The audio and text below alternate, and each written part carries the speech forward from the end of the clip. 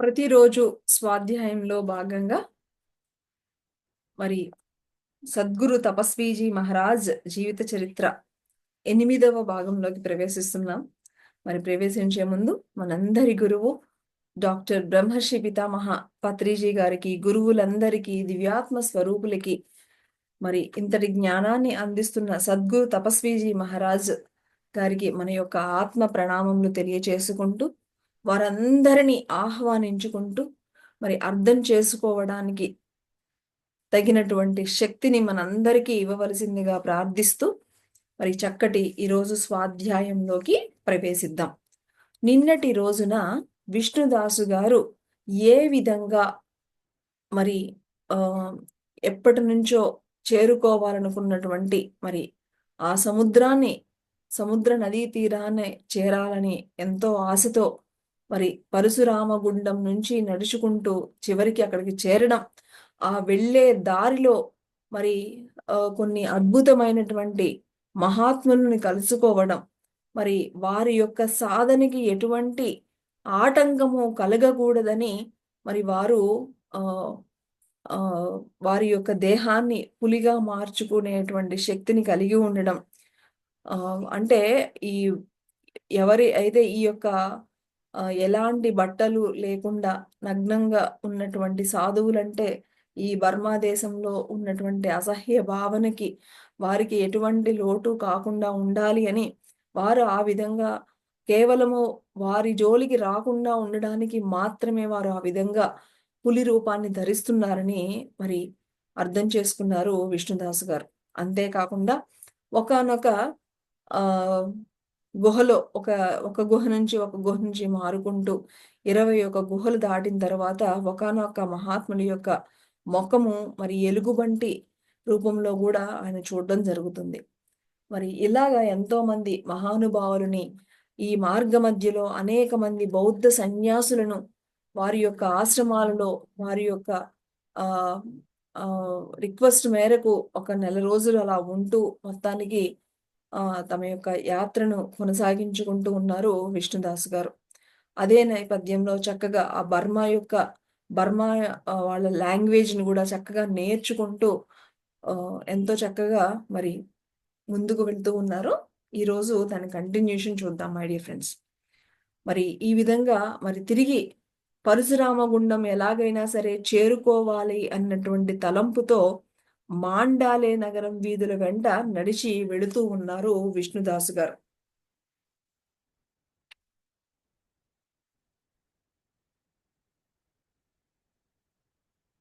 కానీ విధి వక్రించి ఆయన ప్రయాణానికి ఆటంకం కలిగింది. అప్పటికి కొంతకాలం క్రిందట బర్మాను జయించిన బ్రిటిష్ ప్రభుత్వము తిరుగుబాటుదారులకు భయపడుతోంది. అనుమానాస్పదంగా కనిపించిన వారందరినీ నిర్బంధించడానికి నిఘా వేసింది. కమండలాన్ని పట్టుకుని నడిరోడ్డు మీద నడిచి వెళుతున్న విష్ణుదాసును సాధువు వేషంలో సంచరిస్తున్న గూఢాచారి అని అనుమానించి ఆయనను కారాగారంలో బంధించింది. తన నిజాయితీని రుజువు చేసుకోవాలంటే గౌరవనీయులైన 2 జమీందారులను చూపించమని అంది. కానీ విష్ణుదాసుకు మాండాలే నగరంలో ఎవ్వరూ తెలియదు.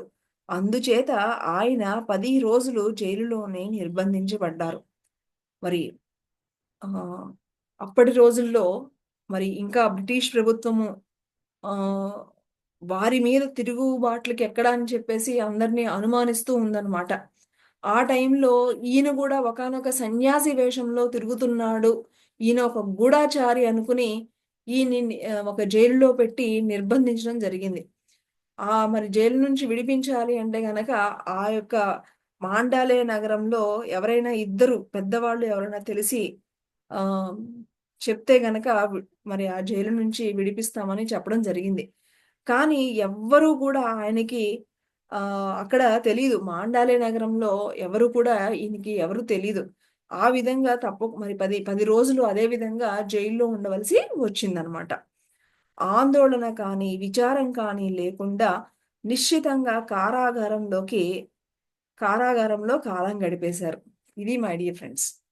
మహానుభావుల యొక్క స్థితి ఎలా ఉంటుందంటే చూడండి.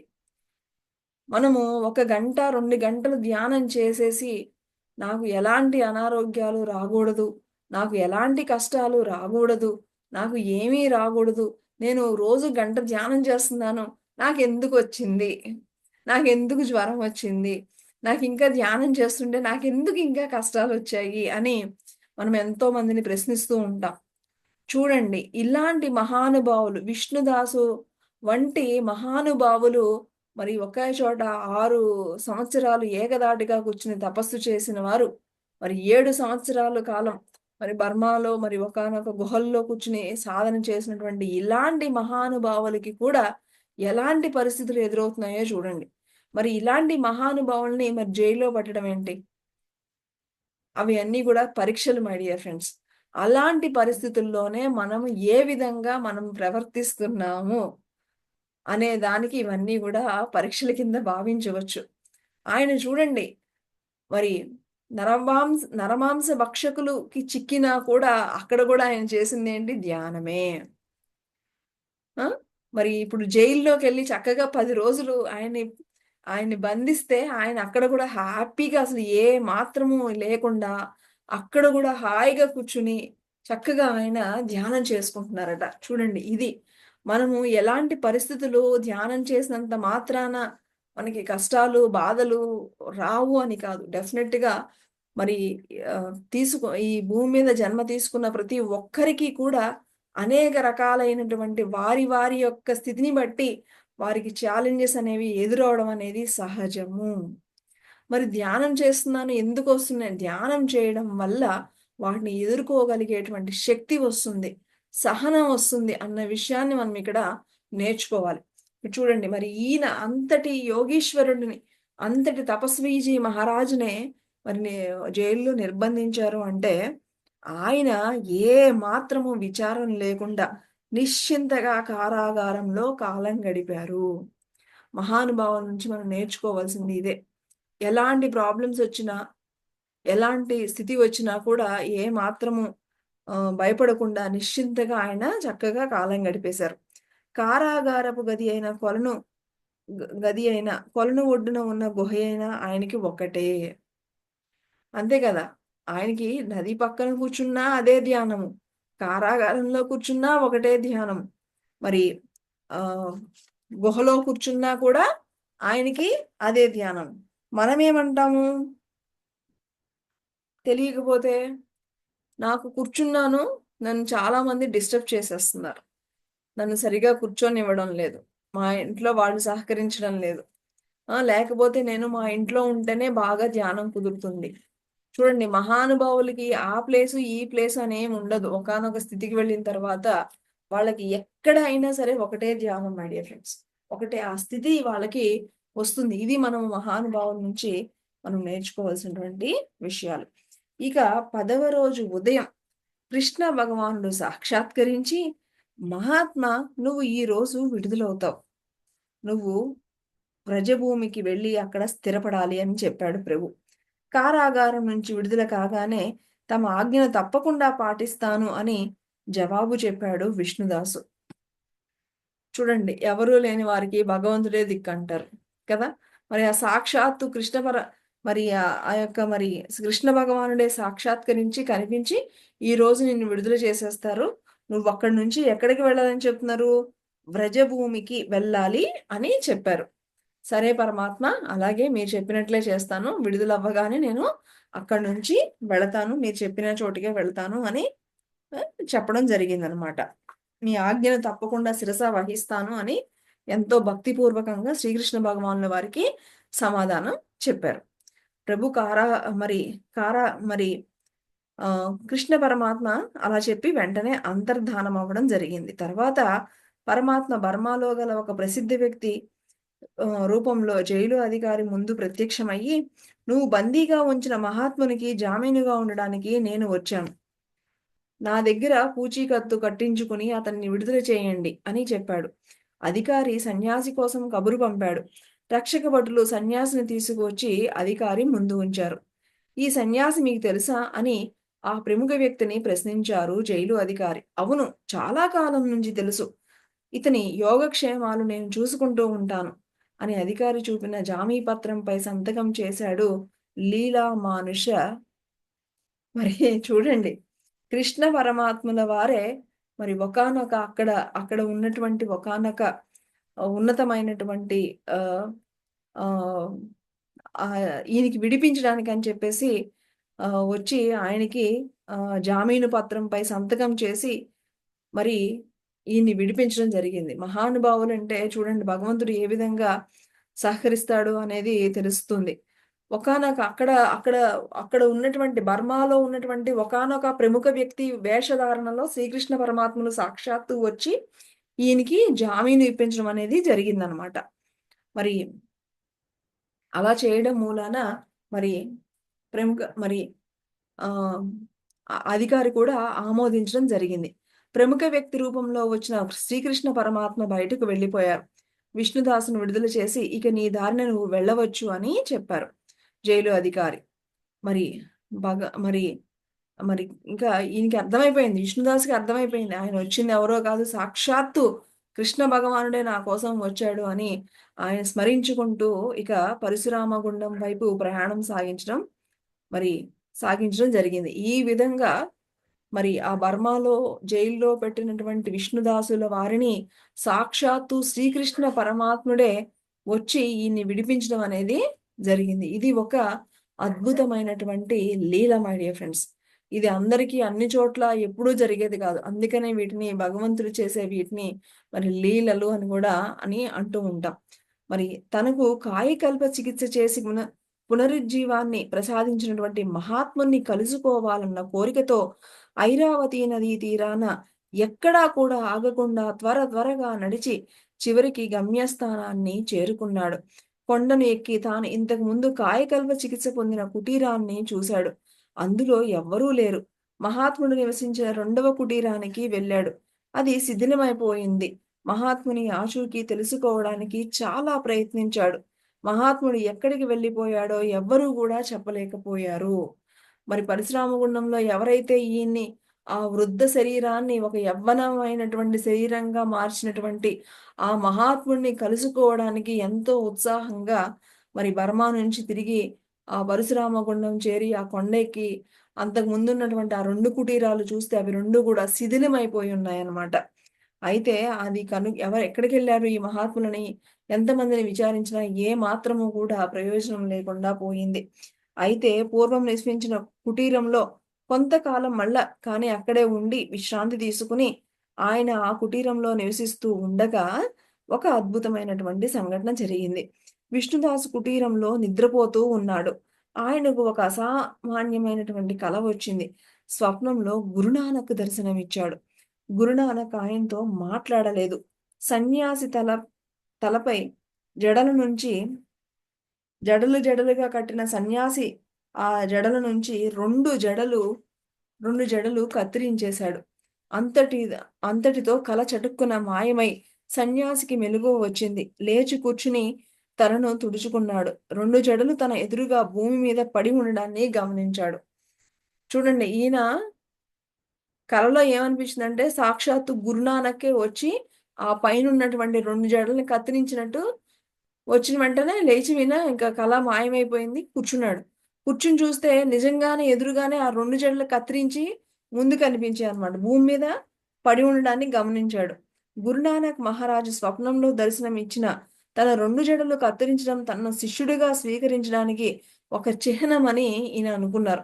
శిష్యుడిగా స్వీకరించారు గురునానక్‌నని అప్పుడిక ఆయన భావించారన్నమాట. అప్పటి నుంచి తాను గురునానక్ శిష్యుడినని నిర్ణయించుకున్నారు. ఆయన హృదయం కృతజ్ఞతాభావంతో, ఆనందంతోనూ ఉప్పొంగింది. గురునానక్ మహారాజుకు అనేక విధాలుగా అవతరించే ఆహ్, అద్భుతమైన శక్తులున్నాయని విష్ణుదాసుకి బాగా తెలుసు. కుటీరాన్ని విడిచి తిరిగి మరలా ప్రయాణం సాగించారు. సో, ఇంకా అలా జడలు 2 అలా కట్ చేసి అలా పెట్టేటప్పటికి ఇక ఆహ్, గురునానక్ నన్ను శిష్యుడి కింద భావించారని ఎంతో ఆనందం వేసింది. మరి ఆయన్ని శిష్యునిగా స్వీకరించారని చెప్పేసి, ఇక ఆయన లోపల నుంచి ఆయనకి ఆ కృతజ్ఞత, ఆనందం అనేది మరి వచ్చి ఆయనకి ఆహ్, ఇక నేనిక గురునానక్ యొక్క శిష్యుడినే అని ఈయన ఇంకా డిసైడ్ అయిపోయారనమాట. ఇక విష్ణుదాసు అక్కడి నుంచి ఇక బయలుదేరిపోయి విష్ణుదాసు బ్రహ్మపుత్ర నదిని చేరుకుని నదీ తీరం వెంబడి నడుస్తూ ఒక ప్రదేశానికి చేరుకున్నాడు. అక్కడ 2 సంవత్సరాల పాటు తపస్సు చేసుకోవాలని నిర్ణయించుకున్నాడు. తపస్సుకు ఆయనకు వేరే ప్రయత్నం అక్కర్లేదు. ఆయనకు కావలసింది కేవలం అనుకూలమైనటువంటి స్థలము. అక్కడ కూర్చుని తపస్సు చేయడం మొదలుపెట్టాడు. 15 నెలలు గడిచాయి. ఆ కాలంలో బ్రహ్మచారి అనే యువకుడు విష్ణుదాసును ఆశ్రయించి ఆయనకు సేవలు చేస్తూ ఉండేవాడు. విష్ణుదాసుకు సేవ చేయడం తనకు భగవంతుడు ప్రసాదించిన వరంగా భావించాడు ఆ బ్రహ్మచారి.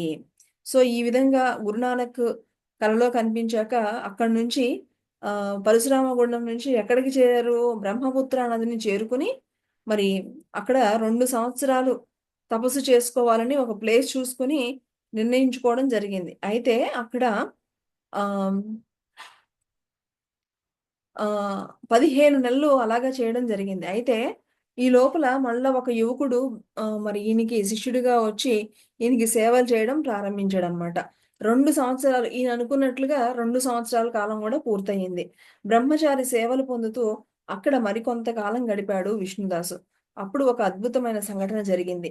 సన్యాసి గుహలో ఒక మూల కూర్చున్నాడు. బ్రహ్మచారి గురువుకు దగ్గరగా కూర్చున్నాడు. ఇద్దరు ఏవేవో ఆధ్యాత్మిక విషయాలు మాట్లాడుకుంటూ ఉన్నారు. అంతలో హఠాత్తుగా వృద్ధ సన్యాసి మాట్లాడడం ఆపి కళ్ళు మూసుకున్నాడు. గురువు ధ్యానంలో ఉన్నాడు అనుకున్నాడు బ్రహ్మచారి. కళ్ళు మూసుకుని కూర్చున్న విష్ణుదాసు స్వర్గ సంబంధమైన అనుభూతిని పొందాడు. స్వర్గానికి చెందిన ఒక దివ్య రథం ఆకాశం నుంచి కిందకు దిగి విష్ణుదాసు ముందు నిలబడింది.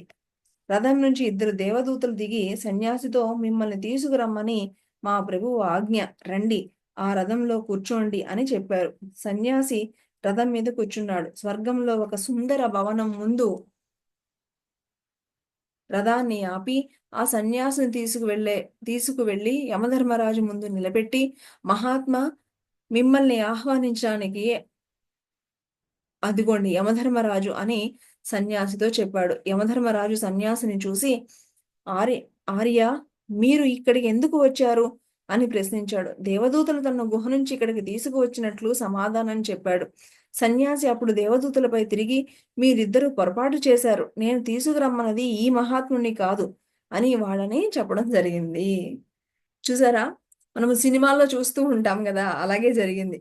ఇక్కడ ఈయన చక్కగా ఆ గుహలో కూర్చుని చక్కగా సాధన చేసుకుంటూ ఉంటే ఆహ్, మరి ఆ బ్రహ్మపుత్ర నది దగ్గర చక్కగా ఒక ప్లేస్ చూసుకొని ఈయన 2 సంవత్సరాలు సాధన చేసుకుంటూ ఉన్నారు. ఒక శిష్యుడు దొరికాడు. చక్కగా శిష్యుడేమో అన్ని సేవలు చేస్తూ ఉన్నాడు. బావుంది. ఒకసారి ఇలాగే ధ్యానంలో కూర్చుంటే ఒక 2 చక్కగా 2 దేవదూతలొచ్చి మిమ్మల్ని రమ్మంటున్నారని చెప్పి తీసుకువెళ్ళి యమధర్మరాజు దగ్గర నుంచోబెడితే నేను తీసుకురమ్మంది ఈయన్ని కాదు అని చెప్పారనమాట. అని మందలించారు. భయంకరమైన రూపం గల దూతలు పాపులను తీసుకువచ్చి యముని ముందు నిలబెట్టడం గమనించాడు సన్యాసి. స్వర్గం నుంచి వెలువడుతున్న మధుర గానాన్ని కూడా విన్నాడు. సన్యాసికి స్వర్గాన్ని చూపించి తిరిగి ఆయనకు తన దగ్గరకు తీసుకురమ్మని దూతలను ఆజ్ఞాపించాడు యముడు. దూతలు సన్యాసిని స్వర్గంలోని అనేక ప్రదేశాలను చూపించి ఆయన్ను తీసుకువచ్చి యముని ముందు నిలబెట్టారు. అప్పుడు యముడు సన్యాసితో మహాత్మా, మీరు పుణ్యాత్ముల నివాసాన్ని చూశారు. వాళ్ళు పుణ్యం క్షీణించగానే తిరిగి భూలోకాన్ని చేరుకుంటారు. అలాగే పాపాత్ములు కూడా వాళ్ళ పాపపు శిక్ష కాలాన్ని అనుభవించి తిరిగి భూలోకానికి వస్తారు.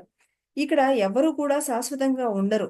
మీరు ఇక్కడికి పొరపాటున తీసుకురాబడ్డారు. ఇక మీరు మీ గుహకు వెళ్ళిపోవాలి అని చెప్పి భటులను పిలిచి ఆయన యథాస్థానంలో విడిచిపెట్టి రమ్మని ఆజ్ఞాపించాడు.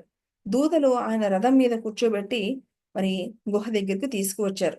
రథం కిందకు దిగుతూ ఉండగా గుహలో పడి ఉన్న తన దేహాన్ని దానిపై పడి ఏడుస్తున్న బ్రహ్మచారిని చూశాడు యోగి. దేవరథం భూమికి తాకగానే దూతలు యోగితో మహాత్మా, రథాన్ని దిగి మీరు మీ గుహలో ప్రవేశించండి. చలనం లేకుండా పడి ఉన్నది మీ దేహమే సుమా అని అన్నారు.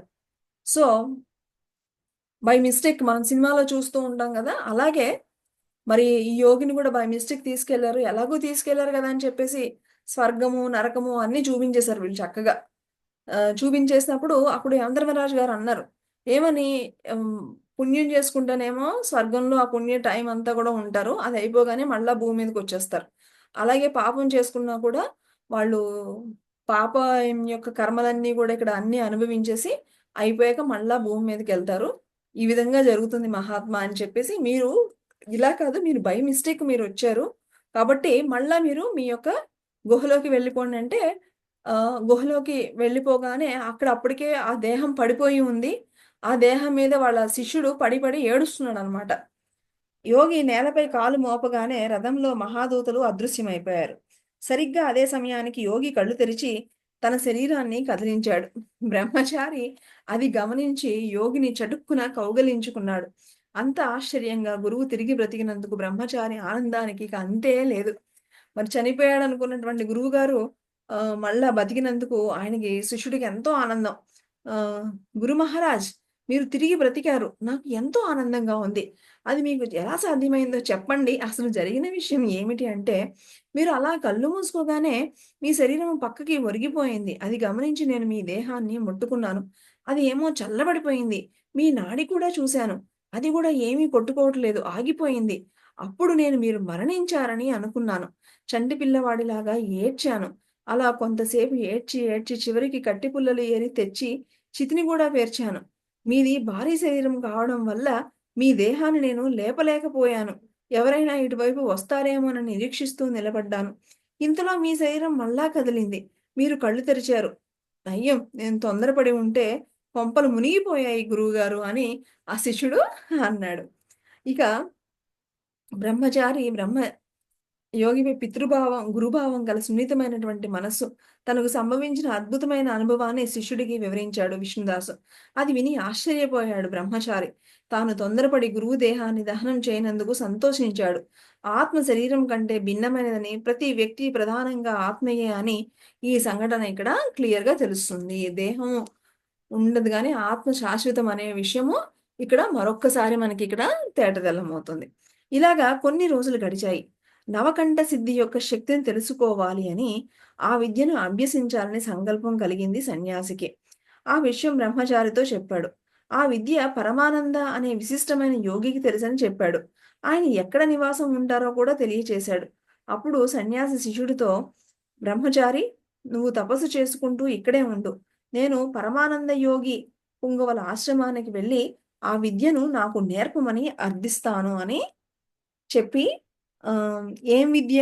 నవకంఠ సిద్ధి అట. నవకంఠ సిద్ధి అనే ఒకానొక ఆ శక్తిని నేర్చుకోవాలని ఈయనకి మరి అని చెప్పి, "నువ్విక్కడే ఉండు. నేను వెళ్తాను" అని చెప్పేసి ఆహ్, చెప్పడం జరిగిందనమాట. మరి అలా కొంతకాలానికి పరమానంద యోగి ఆశ్రమానికి చేరుకున్నారు. పరమానంద యోగి విష్ణుదాసు పేరు విన్నాడు. కానీ ఆయన్ను ఎప్పుడూ కూడా చూడలేదు. విష్ణుదాసు పరమానంద యోగికి వినయపూర్వకంగా నమస్కరించాడు. కానీ తాను ఎవరో చెప్పలేదు. ఆయన ఒకానొక సామాన్య సాధువు అనుకున్నాడు పరమానంద యోగి. తన ఆధిక్యతను పురస్కరించుకుని వచ్చిన వ్యక్తి పట్ల అలక్ష్యాన్ని చూపించాడు. సో, ఆ యొక్క పరమానంద యోగి ఎవరైతే ఉన్నారో ఆయనకి విన్నారు. ఈ యొక్క విష్ణుదాసు యొక్క గొప్పతనము ఇదంతా కూడా విన్నారు. కానీ ఈయన చెప్పల. ఒకానొక సామాన్య సాధువు అని చెప్పి, మరి గురువులెప్పుడు వాళ్ళ గొప్ప గురించి చెప్పుకోరని ఇక్కడ ఇంకొకసారి మనకర్థమవుతుంది. ఒకానొక సామాన్య సాధువు అనుకుని, ఆ పరమానంద యోగి తన యొక్క ఆధిక్యతను చూపించుకుని అలక్ష్యాన్ని చేశారనమాట. అంటే అంత పట్టించుకోలేదు. పరమానంద యోగి వయస్సు 70 సంవత్సరాలు ఉంటుంది. విష్ణుదాసు 110 సంవత్సరాలు వాడైనా ఇంకా చిన్న వయసు వాడిలానే కనిపించాడు. విష్ణుదాసు తాను ఎవరో, తన రాకకు గల కారణం ఏమిటో బయట పెట్టకుండా పరమానంద యోగి ఆశ్రమంలో కాలం గడుపుతున్నాడు. ఈ విష్ణుదాస్ గారు చెప్పలేదనమాట. దట్టు ఏంటి, ఈయనకి 110 సంవత్సరాలున్నాయి.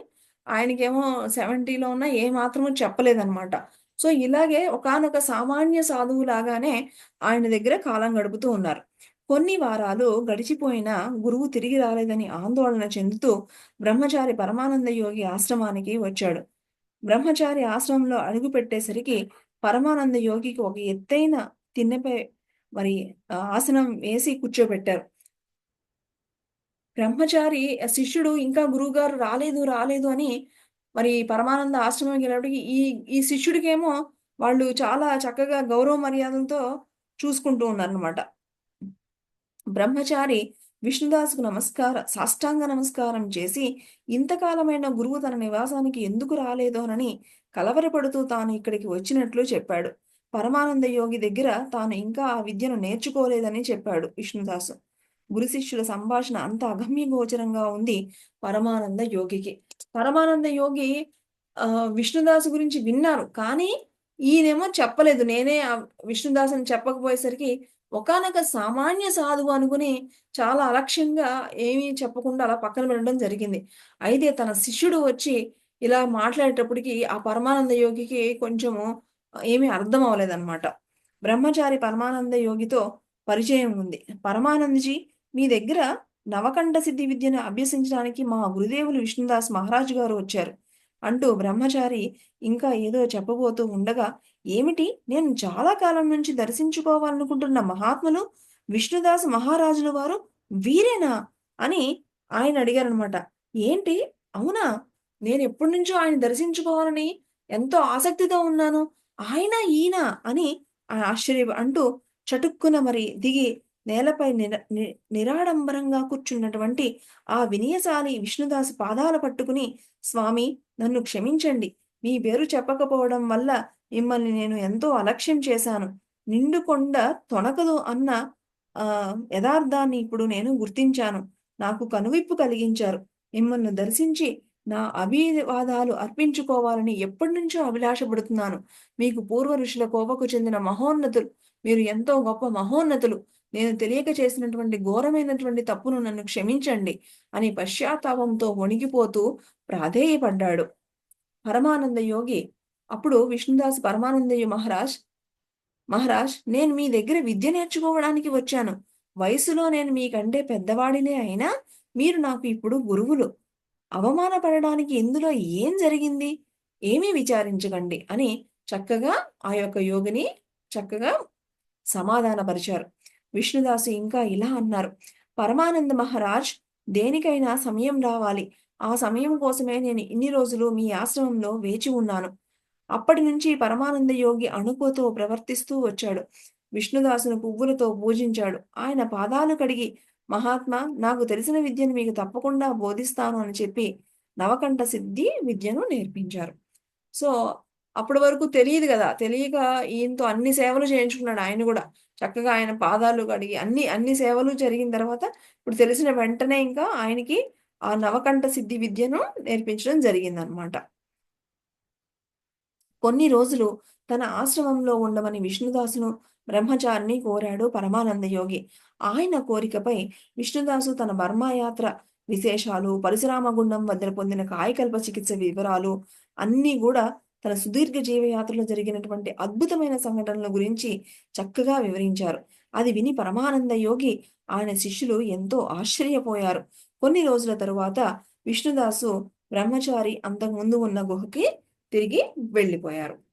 చూడండి, మహానుభావులు మరి ఇంత సాధన, ఇంత తపస్సు శక్తి ఉన్నటువంటి ఆ విష్ణుదాసుల వారు ఒక గురువు దగ్గరికి వెళ్ళినప్పుడు, చిన్నవాడైనా సరే అది ఒకళ్ళని అడగడానికి, అర్థించడానికి వెళ్ళినప్పుడు, మరి ఆయన యొక్క గొప్పలు ఏమాత్రం చెప్పుకోకుండా ఎంత వినయంగా ఆయనకి వెళ్లి సేవలు చేశారు అనేది ఇక్కడ మనకి చాలా చక్కగా అర్థమైంది మై డియర్ ఫ్రెండ్స్. గురువులు ఎప్పుడు గూడా నిండు కుండ కుండ తొణకనట్లుగానే ఆయన అంత శక్తివంతులైనా సరే, గురువుగారి దగ్గర విద్య నేర్చుకోవడానికి వెళ్ళినప్పుడు వినయంగా ఉండాలి అని ఈయన యొక్క గొప్పతనం ఏ మాత్రము చెప్పుకోకుండా చక్కగా సేవ చేసి ఆయనకి చివరికి మొత్తానికి దేనికైనా సమయం వచ్చినప్పుడు అన్నీ వస్తాయని చెప్పేసి ఆ యొక్క ఆయన సహనంతో ఉండి మరి ఆ యొక్క విద్యని గూడా ఆయన చక్కగా నేర్చుకోవడం జరిగింది మై డియర్ ఫ్రెండ్స్.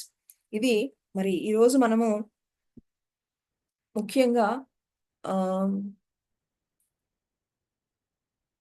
హ్మ్. మరి స్వర్గము, నరకాల సందర్శనం గూడా మరి ఆహ్, ఈ యొక్క బై మిస్టేక్ నిజంగానే మనము మూవీస్‌లో చూస్తూ ఉంటాం గదా! బై మిస్టేక్ యమధర్మరాజులు తీసుకువెళ్ళిపోయారని.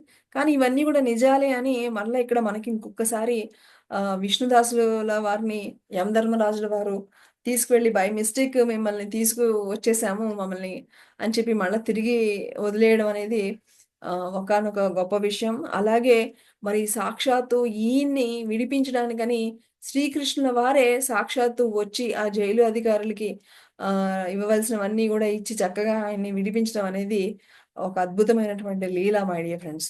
ఇవి ఈరోజు అంటే మహానుభావులకి ఏ విధంగా మరి వాళ్ళు ఎలాంటి పరిస్థితులు వచ్చినా కూడా ఏ విధంగా ఆహ్, య ఏ విధము అధైర్యపడకుండా ఎలాగ నిశ్చల స్థితిలో ఉంటారు. మరి వారికి భగవంతుడి నుంచి ఏ విధంగా వాళ్ళకి ఎప్పటికప్పుడు సహాయం వస్తుంది. అలాగే వాళ్ళెప్పుడు కూడా వాళ్ళ గురించి గొప్పలు చెప్పుకోవడం అనేది ఎప్పుడూ ఉండదు. మరి ఎంతో వినయంగా ఎలాగ ఉన్నారు. సో, మనం ఏమీ తెలియకుండానే ఎంతో అహంకారంతో మనము ఉంటాము. ఇలాంటి మహానుభావుల యొక్క చక్కటి స్వాధ్యాయంలోనే మనకు తెలుస్తుంది. ఎంత వినయంగా ఉండాలి. ఎంత ఎదిగే కొద్దీ ఎంత ఒదిగి ఉండాలి అనేటువంటి గొప్ప విషయాలు ఈరోజు మనము మరి చక్కగా మనము ఈ యొక్క సద్గురు తపస్వీజీ మహారాజ్ జీవిత చరిత్ర ఈరోజు భాగంలో ఎంతో అద్భుతంగా తెలుసుకున్నాం మై డియర్ ఫ్రెండ్స్. మరి ఈరోజు మనందరికీ ఇంతటి భాగ్యాన్ని అందించినటువంటి గురువులకు, దివ్యులకు, విశ్వానికి మరి కృతజ్ఞతలు తెలుపుకుంటూ తిరిగి రేపటి స్వాధ్యాయంలో కలుసుకుందాము. Thank you.